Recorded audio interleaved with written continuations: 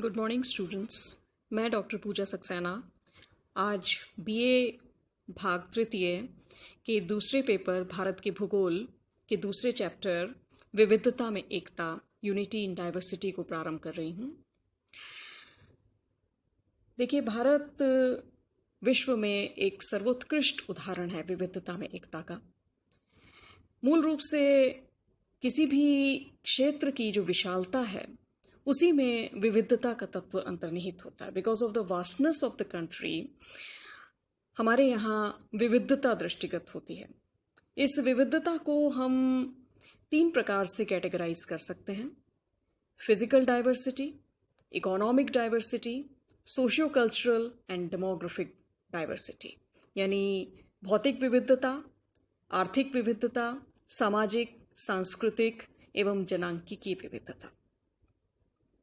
भौतिक विविधताओं के अंतर्गत हमने जो एट्रीब्यूट्स लिए हैं उनमें हैं स्ट्रक्चरल और एंड टोपोग्राफिकल डाइवर्सिटी, यानी संरचनात्मक एवं स्थलाकृतिक विविधता, ड्रेनेज पैटर्न, अपवाह तंत्र पर आधारित विविधता, क्लाइमेटिक डाइवर्सिटी, जलवायवीय विविधता, सॉइल डाइवर्सिटी, मृदा विविधता, वेजिटेशन डाइवर्सिटी, वानस्पतिक विविधता और वाटर रिसोर्सेज पर आधारित विविधता, जल संसाधनों पर आधारित विविधता। देखिए, भौतिक विविधताओं की हम बात करें तो भारत जहां धुर उत्तर में गगनचुंबी उच्च हिमाच्छादित पर्वत श्रेणियां हिमालय विस्तृत हैं, तो दूसरी ओर इनके पीटमोंट एरियाज में ब्रह्मपुत्र, गंगा, सतलज नदी का विस्तृत मैदान फैला हुआ है। एक और जहां अरावली के रूप में अवशिष्ट पर्वत उपस्थित हैं, तो दूसरी ओर पश्चिम में विशाल उष्ण और शुष्क थार का मरुस्थल उपस्थित है। यहाँ नर्मदा और ताप्ती नदियों की एस्चुरीज, तटीय मैदान, विभिन्न प्रकार के द्वीप समूह। कहने का तात्पर्य यह है कि सभी प्रकार की उच्चावच संबंधी विविधताएं भारत का मूल आभूषण है। दूसरी तरफ हम संरचनात्मक विविधता की बात करें तो भारत विश्व के उन गिने चुने देशों में से एक है जहां सभी युगों की शैलें पाई जाती हैं। एक और दक्कन का पठार है जो विश्व के प्राचीनतम ओल्ड मैसिव्स में से एक है। इसी प्रकार अरावली, सतपुड़ा, विंध्याचल आदि पर्वत श्रेणियां विश्व के प्राचीनतम पर्वतों में सम्मिलित हैं। तो दूसरी ओर जो उत्तर हिमालय क्षेत्र है वो न्यू फोल्डेड माउंटेन सिस्टम का हिस्सा है। विशाल सतलज गंगा मैदान, नदियों के डेल्टा प्रदेश और एल्यूवियन प्लेन्स जो हैं वो नवीनतम कांप मिट्टी से निर्मित क्षेत्र हैं। तो भारत धरातलीय और संरचनात्मक दोनों ही प्रकार की विविधताओं से युक्त देश है। दूसरी ओर हम बात करें जलवायवीय विविधता की, तो भारत में जहाँ ग्रीष्म ऋतु में थार के मरुस्थल में टेम्परेचर 45 डिग्री सेल्सियस से भी ज़्यादा हो जाता है, तो इसके विपरीत शीत ऋतु में तापमान उत्तर भारत में कहीं किन्हीं स्थानों पर 0 से भी नीचे गिर जाता है। इसी तरह जो तटवर्ती क्षेत्र हैं वहाँ जलवायु का समकारी प्रभाव दृष्टिगत होता है। तापमान से जुड़ा जो मुख्य पहलू है वो है वायुदाब और पवनों का न्यूनाश्रित संबंध। ये विपरीत संबंध भारत में बहुत स्पष्टता से दृष्टिगत होता है। ग्रीष्म ऋतु में थार के मरुस्थल में वायुदाब न्यूनतम और सागरीय क्षेत्रों में अधिकतम पाया जाता है। इसके विपरीत शीत ऋतु में उत्तर भारत में उच्च दाब और सागरीय क्षेत्रों में न्यून दाब पाया जाता है। इस तरह ऋतुओं के अनुसार वायुदाब में विपरीत परिवर्तन होता है और उसके अनुसार पवनों की दिशा भी परिवर्तित होती रहती। ग्रीष्म ऋतु में पवनें सागर से स्थल की ओर, शीत ऋतु में पवनें स्थल से सागर की ओर चलती हैं। परिणाम ये कि 90% वर्षा का प्रतिशत हमें ग्रीष्म ऋतु में प्राप्त होता है और 10% भाग शीत ऋतु में प्राप्त होता है। इसी प्रकार वर्षा की प्राप्ति में भी विविधता है, जहाँ एक और है मानसराम, जहाँ वार्षिक वर्षा का औसत 1300 सेंटीमीटर से भी ज़्यादा है, तो वहीं दूसरी ओर पश्चिमी राजस्थान में घटकर 5 सेंटीमीटर से भी कम रह जाता है। इसी प्रकार हम मृदा विविधताओं की बात करें तो भारत में सभी प्रकार की मृदाएं मिलती हैं, क्योंकि मृदाएं जो हैं वही स्थलाकृतिक, संरचनात्मक और जलवायु विविधताओं का ही परिणाम होती हैं। तो यहाँ पर कांप, काली, लाल, पीली, भूरी, बलुई मिट्टी, चीका मिट्टी, लेटराइट मिट्टी, सभी प्रकार की मिट्टियाँ पाई जाती हैं। इसी प्रकार हम वानस्पतिक विविधताओं की बात करें तो वह भी स्थलाकृतिक विविधता से प्रेरित होती है। एक और जहाँ उत्तरी पर्वतीय क्षेत्र में ऊंचाई पर नुकीली पत्ती वाले वन और मिलते हैं, तो दूसरी ओर निचले ढालों पर चौड़ी पत्ती वाले वन मिलते हैं। वेस्टर्न घाट्स के वेस्टर्न ढालों पर उष्ण आर्द्र सदाबहार वन पाए जाते हैं, तो उत्तर पूर्वी भारत में सदाबहार वन पाए जाते हैं। शेष भारत के अधिकांश भागों में डेसिडियस फॉरेस्ट पतझड़ी वनों का विस्तार होता है और अत्यंत शुष्क और अर्धशुष्क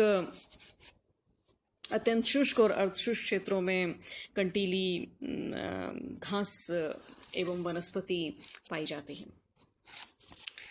तो दूसरी तरफ हम इकोनॉमिक डाइवर्सिटी, आर्थिक विविधता की बात करें तो आर्थिक विविधता के अंतर्गत जो महत्वपूर्ण एट्रीब्यूट्स होते हैं उनमें कृषि, एग्रीकल्चरल डाइवर्सिटी, कृषि संबंधी विविधता, देन पावर रिसोर्सेज, शक्ति संसाधनों संबंधी विविधता, औद्योगिक विविधता, खनिजों की विविधता, ट्रांसपोर्टेशन मीन्स की विविधता, कम्युनिकेशन विविधता, तमाम तथ्य इसके अंतर्गत सम्मिलित किए जाते हैं।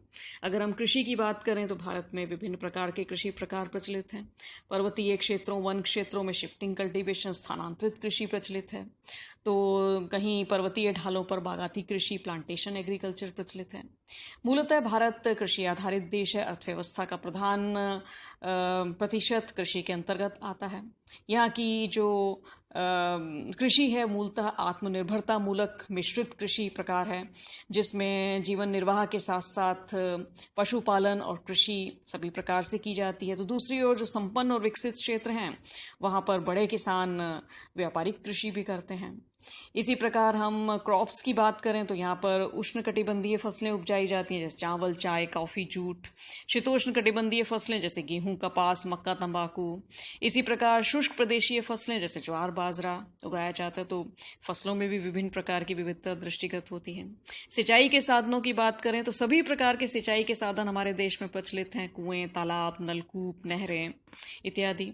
हम पावर रिसोर्सेज की बात करें तो पावर रिसोर्सेज भी कोयला से लेकर जल विद्युत, खनिज तेल का प्रयोग जल विद्युत, खनिज तेल, प्राकृतिक गैस, परमाणु ऊर्जा, सौर ऊर्जा जैसे विविध ऊर्जा स्रोत हम उपयोग में लेते हैं। यदि हम खनिज विविधताओं की बात करें तो भारत में जो व्यापक संरचनात्मक विविधता है उसके दर्शन हमारी खनिजों की विविधता में दृष्टिगत होते हैं। तो उस दृष्टि से भी उसी पर हमारी इंडस्ट्रियल डाइवर्सिटी बेस्ड है। हमारे यहाँ कुटीर उद्योग से लेकर हथकरघा उद्योग, लघु उद्योग, वृहत पैमाने के उद्योग, सभी प्रकार के उद्योग विकसित होते हैं। परिवहन के साधनों में भी इसी प्रकार विभिन्न साधनों का सम्मिश्रण देखने को मिलता है। तो ये हुई इकोनॉमिक डाइवर्सिटी, आर्थिक विविधता। तीसरी तरफ हम बात करें socio cultural and demographic diversity की, तो देखिए सामाजिक, सांस्कृतिक और जनांकीय विविधता की बात करें तो हमारा देश में रेशियल यानी प्रजातिगत विविधता, लैंग्वेज यानी भाषाई विविधता, रिलीजियन यानी धर्म आधारित विविधता, जनजातीय आधारित विविधता, हमारी खान पान की आदतें, हम एक क्षेत्र से दूसरे क्षेत्र में परिवर्तित होती जाती है, हमारा मानव संसाधन, उसका प्रकार, स्वरूप, प्रकृति सब एरिया टू एरिया वेरी करती जाती है। तो ये तमाम तथ्य हैं जो हमारे देश को विविधता प्रदान करते हैं। और इसी विविधता में, इतनी तमाम विविधताओं के बावजूद भी यहाँ पे यूनिफाइंग एलिमेंट्स हैं। इन्हीं में मूलतः इन विविधताओं के कारण ही एकता का उद्भव होता है। जैसे हम देखें फिजियोग्राफिकल इंटीग्रेशन, भौतिकाकृतिक समन्वय। ये समन्वय मूलतः इस वजह से उत्पन्न है कि हमारा उत्तर जो है वो हिमालय पर्वतमालाओं से सुरक्षित है, हमारा दक्षिण भाग जो है उसे सागरीय सीमा सुनिश्चित करती है। तो हम एक इंडियन सब कॉन्टिनेंट के रूप में एक सुरक्षित स्थिति में रहते हैं और अपने आप को एकत्व के साथ डेवलप करते हैं। दूसरी ओर सेकंड, मॉनसून क्लाइमेट। जो मॉनसून क्लाइमेट है acts as the most powerful unity fact. मानसून जलवायु भारत को एकत्व देती है। उत्तर से दक्षिण, पूर्व से पश्चिम के सभी क्षेत्रों में मानसूनी हवाओं से वर्षा होती है। पूरा देश एकता के सूत्र में बंधता है और उसी से ऋतुओं का क्रम संचालित होता है। इसी तरह cultural values based on mutual understanding, हम आपस में सांस्कृतिक मूल्यों से एक दूसरे से जुड़े रहते हैं।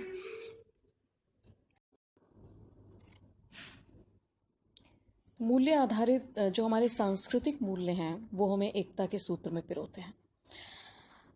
भारतीय संस्कृति में सभी को समाहित कर लेने की अभूतपूर्व क्षमता है। यहाँ पर इतने विदेशी आए, भारतीय संस्कृति में ने कभी भी अपना अस्तित्व खोने नहीं दिया। उन्होंने विदेशियों को भी स्वयं में समाहित किया, उनकी संस्कृति को भी स्वयं में समाहित किया, क्योंकि संस्कृति में हमारे एकता की शक्ति अंतर्निहित है। ये समग्रता पर आधारित है और विघटनकारी शक्तियों की सदैव विरोधी रही है। तो हमारी संस्कृति हमारी एकता का मूलाधार है।